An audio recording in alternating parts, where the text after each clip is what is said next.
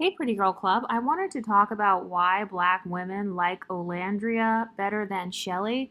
For more of my Love Island series, you can definitely check out my members page. You'll also get access to the Discord. But I've noticed number one reason why they like Olandria better is white validation. Olandria has a white boyfriend, and we know that for a lot of black women online, a lot of them seek non black validation. Go look at any black content creator that talks about dating or kind of living this hypergamous lifestyle, and you're going to see them emphasize proximity to non black men. You're going to see them emphasize that. So that's a part of why most black women like Olandria better. It's because, her boyfriend is white. So Nick represents the dream guy for a lot of black women, and it's hilarious because they'll hate on mixed race or multiracial women, but then they'll run to engage in a multiracial relationship. And for all the people in my comment section who are saying, oh, well, Olandra is just with him so she can get her bags. Okay, why does she need white validation in order to get her bags? Do you see your own internalized colorism coming out right there? You don't believe Olandra would be as famous or as successful without Nick. Okay, so that sounds like more of a personal problem. Why does she need to have Nick on her arm in order for her to be relevant? Do you think that Olandria would be as popular if she would have ended up with Taylor, for example? Do you think that she would have been as pedestalized being with Taylor? Of course not, because that doesn't represent most black women's dream. And by the way, I don't believe that most black women truly prefer non-black men. I think that it's really just a trauma response because if you look at their content, they'll talk about how the majority of the romantic rejection they experienced was from black men. So it's like, okay, so then you actually liked black men because if you never liked black men from the beginning, then you wouldn't care about them rejecting you. So you're only saying that you want a non-black man because you couldn't get whatever black guy you wanted. And so that's another reason why I've seen them coming against exoticals because, so I did a survey on this channel not long ago. About 50% of you guys date black men. The other 50% of you guys date non-black men, or you don't date at all. So I think a part of the animosity that we see is not just the fact that we are accused of benefiting from isms, but it's also the proximity that exoticals have to black men with more money. Or maybe it's some sort of black guy that's more attractive. He has more status, more clout. Because look at a lot of the black rappers, NFL players, all these men that they grew up pedestalizing. These men tend to date mixed race women, lighter skinned women, black women who are accused of benefiting from colorism, texturism, or featurism. So I think that's another part of it as well. That's why I say that we are the standard of dating. So the way to success is to either date like an exotical or date so you can create an exotical. So that's where I get that talking point where I say a lot of people want to date us or create us. So that's why I find it laughable when people try to pretend like the exoticals are irrelevant or like, we're not really a beauty standard. Oh, and another thing too. I see people saying that Olandria is the fan favorite. She's not the fan favorite. She's only the fan favorite amongst black women. That's the main fan base that I see supporting Olandria. I've never seen the same amount of support for Olandria from non-black people. And if we're going solely based on followers, Huda and Amaya are more of the fan favorites. So that talking point is also out the window as well. Oh, and by the way, Nick and Olandria are still not exclusive. They're still not boyfriend and girlfriend, which means that Nick can freely sleep with as many women as he wants to. So what happened to I don't want community dick? What happened to that talking point? I guess that's out the window because you don't mind the community dick if he's white. So if Nick was already community dick in the villa, what do you think Nick is doing right now in the real world as a mid-20s newly famous reality star who now has access to multi-millions of women all over the world? What do you think he's doing with his dick now? But back to why people like Olandria better than Chelley. It's because Chelley benefits from featurism. So most unambiguous black women obviously don't benefit from featurism, hence the term unambiguous. They created that term in order to differentiate them from the types of black women or mixed black women who benefit from colorism, texturism, or featurism. So I've talked about this several times on this YouTube channel about how sometimes when it's a dark-skinned black woman with smaller features, people will say things like, oh, you're pretty for a dark skin. But I also want to point out the fact that part of why Chelley's fan base is slightly smaller than Olandria's is because most black women can't relate to Chelley's face. They don't have Chelley's face. They don't have her features. They don't have a small nose. Not to mention the fact that Chelley, due to her benefiting from featurism, she is still able to attract black men. You know how they say that black men are colorist, texturist, and featurist? Well, on the show, Chelley was still attracting black or mixed black men, such as Ace, and I think the other guy's name was Chris, the taller black one. So that's something else that makes Chelley unrelatable because Chelley didn't have to rely on leftover white male attention from Nick like how Olandria did. So that's a part of what makes Chelley a little bit unrelatable. It's because Chelley still has the option to date black if she wants to. I mean, she's with Ace right now, who is also extremely dusty. Like I said, all these men are dusty. But I feel like part of the reason why people prefer Olandria is because, number one, Olandria has kind of broader features. Number two, Olandria has white male validation. Number three, Olandria didn't receive any positive sexual attention in the black community within the villa. She didn't receive any positive black male attention. So they're able to more easily trauma bond with Olandria facing rejection from men like Taylor. And then I didn't see any black men pull Olandria for a chat in the villa. I saw them pull Chelley for a chat. So that's another reason why you got people standing Olandria, because Olandria faced more rejection in the villa than Chelley did. Chelley was more desirable in the villa than Olandria. I mean, if we're just basing it solely on numbers and solely on who pulled who for a chat, Olandria, nobody pulled her for a chat except for Taylor, I think. Also, the way that Olandria blew up and lashed out because she was rejected by a black man, Taylor, that's very relatable to a lot of the black female audience. If you look at their YouTube channels, they talk about this all the time. Feeling like they've been led on, they've been lied to, they've been dumped for a light-skinned woman. So that's what happened to Olandria. So that's another reason why you got black women really standing Olandria, really wanting to protect her. It's because a lot of the traumas that she faced in the villa are very relatable to the average everyday black woman, feeling like she was overlooked, and even though she has this nice body and nice booty and whatever, that she still gets left over so that this man can pick the light-skinned exotical. So that's another trauma bond that the black female audience has with Olandria versus Chelley. Chelley never really struggled to get picked. I think Chelley has some different issues, but it's not as bad. Chelley didn't have it anywhere near as badly as Olandria in the villa.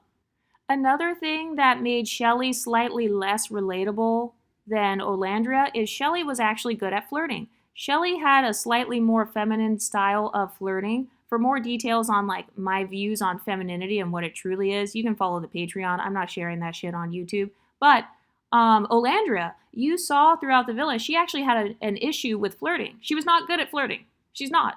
I think she's a smart person. I think she's very mature. I think that Olandria, she moved in fear when she was in the villa because she was so afraid of potentially being fetishized.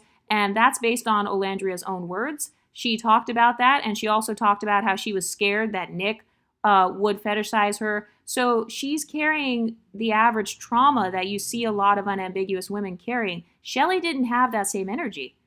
So I believe that Chelley's personality was slightly different. I think her flirting style was slightly different due to her benefiting from featurism. I don't think Chelley felt as much like, oh, this guy only likes me because he's fetishizing me. You didn't really see that energy from Chelley because, she was still getting black male attention. Chelley didn't even care. Chelley, she actually blew off the white guy, Austin, because she was already getting more than enough attention from Ace, for example. And like I said, the attention was really not worth anything. Her and Ace are also not boyfriend and girlfriend either. But I think that a man like Ace is more unattainable to a lot of women in the black community versus a man like Nick. Not only did that play out in the villa, but we see that playing out in real life. What was one of the main talking points that they said on colorism YouTube channels? They said that they were mad because in the black love movies that it never showed a lighter skinned man with a darker skinned woman. They felt like the love interest always had to be lighter than the man. And so they felt like that was a trauma. So in their minds, it's almost like MLS men are less attainable to them, or it's more of an aspirational thing to get access to an MLS man. Well, Chelley was able to achieve that. And so Chelley being with this quote unquote fine or cute, light skinned, tatted up guy with dimples, that's not the norm that you see. The norm and the trend for today is black woman, white man. That's the trend. Or I should say black woman, non-black man. That's more of the trend. That's more pedestalized because a lot of people in the black community stereotype MLS men and women as being players and hoes. And obviously we saw that with Ace. Ace definitely fit the stereotype of being a hoe. Also, the way that Ace and Amaya interacted, how he was instantly trying to diss Amaya, he instantly wanted to humble Amaya, he instantly wanted to, it was almost like this competitive nature with him and Amaya. That's also a very common MLS male-female gender dynamic that we see in real life. Maybe I'll talk more about that on Patreon or on the members page, but that was interesting as well. Notice how Ace, the woman he treated the worst was the woman of his exact phenotype, same skin tone. She was the only one in the house that shared his phenotype, and she's also the only woman that he treated the worst. That's interesting. But another reason why people bonded with Olandria was because of her loyalty, kind of her personality, basically. So her loyalty to the black community, her loyalty to her friends. It's funny because, by the way, did you guys see that Olandria's mom actually agreed with me? So I was the first one on YouTube to say Olandria should not have been around the other black people in the villa. So Ace, Taylor, Chelley. I was the only person on YouTube that said that. Now it's come out that even Olandria's own mother agrees with me. So my talking points can't be that biased if you've got the woman's mother literally agreeing with my talking points. But I feel like her one-sided loyalty, she was so loyal to the point where she suffered. That's a very common trauma that a lot of women in the black community have, in the unambiguous community. That's a very common trauma that they have. I shouldn't just say black, it's really the unambiguous community. So not women who benefit from featurism like Chelley. Chelley can't relate to that. That's why Chelley didn't act like that. I don't think Chelley would have even stayed if she was receiving breadcrumbs of attention, like how Olandria did with Taylor. From the very beginning, we saw Taylor say he didn't know if he was attracted to her. He wasn't really smiling around her. So there's no way Olandria is that dumb. So with Olandria trying to say that, like, oh, basically she didn't know that he wasn't really that into her, Olandria is a smart woman. You know that if somebody's around you and they never smile and they're not flirting with you and they're not trying to hold your hand, touch you, hug you, even if you have physical boundaries, usually someone that's into you, they'll try to still show some sort of affection. So her not receiving affection, her feeling emotionally and sexually and kind of romantically neglected, that's another common trauma that we see with unambiguous women who don't benefit from featurism. So I think that's another reason why we got people rallying behind Olandria. Number 5 is Olandria's reliance on makeup a little bit more. I don't think Olandria needs makeup by any means, but we saw more clips of Chelley with like no makeup, just chilling, whatever, because Chelley, she benefits from featurism. So she doesn't have to contour the shit out of her nose. She doesn't have to contour her cheeks into oblivion. She doesn't have to do highlighter and contour 24/7. So you could tell throughout the show that Chelley was more comfortable just with kind of showing her face in its natural state, whereas Olandria, she was very into the glam makeup.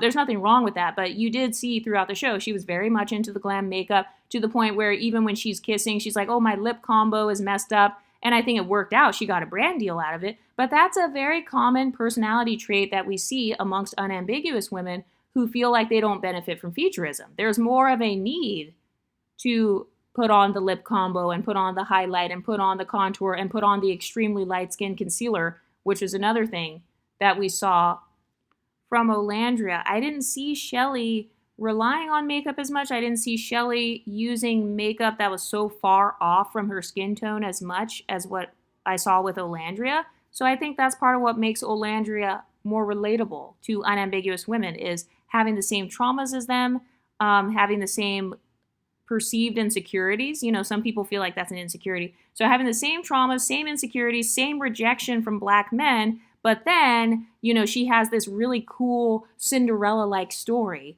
or they're trying to make it like she has a Cinderella story because in the end, she got the white validation. So she won in the end. She beat out Chelley, the girl who benefits from features. Oh yeah, Olandria won because Olandria got a better man than what Chelley got. Another thing I noticed that causes people to like and defend Olandria a little bit more is throughout the show, Olandria, she was not good at speaking out and sharing her emotions. Chelley was not that good either, but Chelley was still a little bit better than Olandria. Chelley, she was a little bit better at kind of speaking out how she felt. I wouldn't say she was the best communicator. I would say at least Chelley tried to communicate how she felt, like about Huda or about like even after the villa. Chelley is more vocal, actually, about being dark-skinned and how they were treated. Go look at that Keke Palmer interview. You'll see that Chelley is actually the one that's saying things that are a little bit more quote-unquote controversial. She's kind of speaking out a little bit more, whereas Olandria, both inside and outside of the villa, you can see that Olandria is a lot more image conscious to the point where it's almost like she doesn't want to step on anyone's toes, but then we saw that screw her over. But that's actually a very common personality trait that we see in unambiguous women just based on their own YouTube channels, based on their own talking points. A lot of them have talked about how they felt like they couldn't stand up for themselves or they couldn't speak out or whatever. So I think that's another reason why you see more Black women defending Olandria as opposed to defending Chelley. Because Chelley is less attainable. Chelley's face is less attainable than like Olandria's face, if that makes sense. And one's not better than the other, but I'm just saying that even on YouTube, I've seen creators actually calling out and saying, oh, well, Chelley benefits from featurism. And they're even using the same featurism chart that I used on my channel with the 2 lines and then the lines under the chin. That came from my channel. Another reason we see people standing Olandria and Nick's relationship is because a lot of Black women believe that Nick has more popularity on Clout than Olandria. I think that's actually false, especially as the show has ended. But throughout the actual season, Nick did get way more camera time than Olandria because, you know, it's Love Island, so they're going to show more drama. The more drama a person causes, the more they're going to show that person on camera. So the people who don't show as much drama, they don't really film them as much because it's not interesting for the viewer. So Nick, because of his fuckery, because of his love triangles, because of him being with Bella and Sierra, then trying to talk to Jaden, then trying to talk to Andrina. So because of him just kind of bouncing from brunette to brunette, they showed more camera time of Nick. So I think that in the eyes of a lot of Black female fans, they feel like Nick is the prize in terms of popularity because Nick had more desirability than Olandria. So this also tells you about the psychology of Olandria's fan base. They feel like if you get with a man, a white man, who's more desirable than you, then it's going to increase your desirability. That's really what it is. It's basically this talking point of non-Black men are the prize. Non-Black, popular, famous men are the prize. So the same thing that they shamed exoticals for doing, which was getting with famous Black rappers, NFL players, etc., the same thing they shamed exoticals for doing, they are now attempting to do with white men. Because back when Danny Lay was with DaBaby and back when we saw a lot of exoticals getting with Black men, I didn't see people saying, oh, well, she's just getting her bags. Just let her get her bags. She's just getting her clout. She's just getting her fame. No, I didn't see people saying that. But now suddenly when the tables are turned and it's an unambiguous dark-skinned Black woman who got rejected socially on the show several times and who got bullied, actually, and people actually used featurism against Olandria. So because she went through more trauma and because she's also unambiguous, now suddenly people are saying, oh, no, it's okay. It's okay to just date someone just for the bags. It's okay to just date someone based on clout. But notice how if you're an exotical and if you did that with someone Black, then suddenly it's a problem. Another reason why people psychologically relate to Olandria is because, unfortunately, Olandria is kind of the cleanup woman. She is the social cleanup woman for Nick. She is definitely helping Nick's image. She's helping Nick to not appear racist. She's also helping to restore Nick's image because, you know, Nick had a horrible image in the villa. Like I said, he was the villa hoe. He was BFF with Ace, who I also can't stand, and most of America can't stand him. So remember, him and Ace were BFFs. You know why? Because they both had very similar behaviors. Objectifying women, trying to be players, you know, sleeping with whoever will be with them, not wanting to settle down with anyone. So it's funny because you see a lot of Black women on YouTube making this content about Black NBA players and stuff and how once they lose their money and once their status goes down or, you know, once they ran through all the non-Black women and once they got burned by all the non-Black women, then suddenly they come to their senses and then they want to be with a Black woman. So the black woman is the cleanup woman, and they've used Megan Good as an example of this with Jonathan Majors. They used, what was his name? Lamar Odom. Whoever was with Khloe Kardashian, that basketball guy who was on drugs, they used him as an example because he got with like a black woman later. But suddenly with Nick, who literally did the same thing, literally has a reputation for being racist, literally had a reputation for being an a-hole and being a loser. Once he's using Olandria as his cleanup woman, now it's not a big deal. They're conveniently overlooking that. But I think that also makes Olandria relatable to them because a lot of women in the black community who are unambiguous, so they don't benefit from things like featurism, they've actually talked about this. They've talked about how they felt like they were always chosen last or chosen second. You know, in this case, Olandria was chosen fifth. So that's the difference between like an Olandria versus a Chelley. Chelley wasn't chosen fifth. Don't get me wrong, Chelley has her issues with Ace as well. I don't like them as a couple either, but Ace didn't choose 5 other women who looked nothing like Chelley and then have sex with a woman 2 beds away from her. He didn't do all that.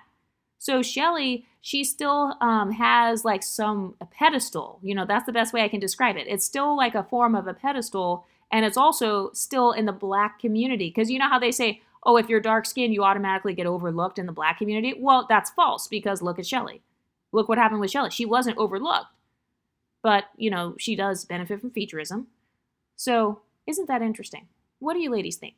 Let me know in the comment section, and I'll talk to you next time. Stay pretty, ladies.